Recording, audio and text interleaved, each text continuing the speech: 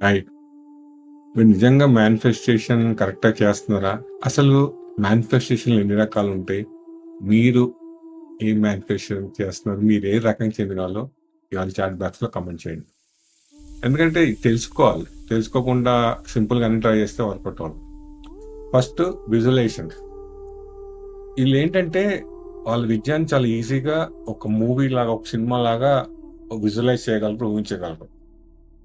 వాళ్ళ విజువలైజేషన్స్‌తోనే వాళ్ళకి కావాల్సింది ఈజీగా అట్రాక్ట్ చేస్తారు. రెండో రకం ఉంటారు. ఆళ్ళు ఎమోషనల్ మేనిఫెస్టేటర్. అంటే ఆళ్ళు విజయం సాధించక ముందే ఆళ్ళ విజయాన్ని ఆళ్ళు ఈజీగా ఎమోషనల్‌గా ఫీల్ అవుతారన్నమాట. ఫీల్ అవుతారు ఈజీగా.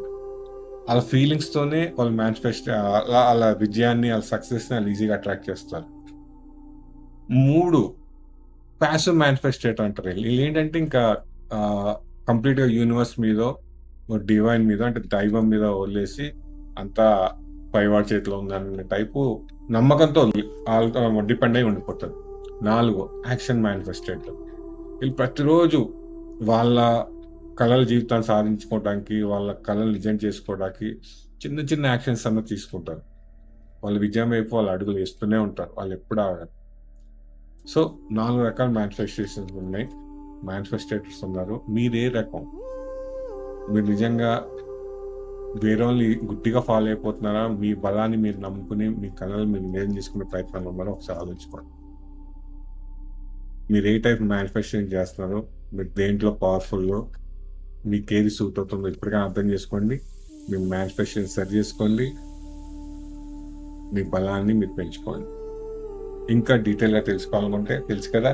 లింక్స్ క్లిక్ చేసి వెబినార్‌కి వచ్చేయండి. ఇంకా చాలా విషయాలు మాట్లాడుకుందాం.